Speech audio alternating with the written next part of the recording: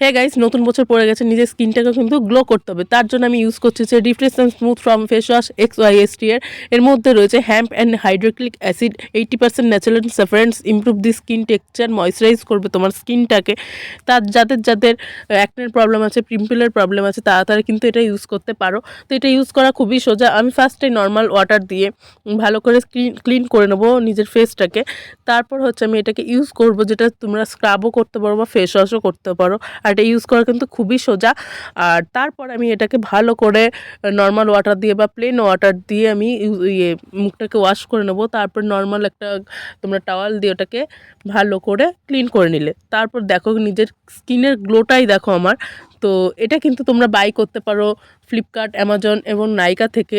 Link description বক্সে দেওয়া আছে। যারা ইউজ করছো তারা কিন্তু কমেন্টে জানিও।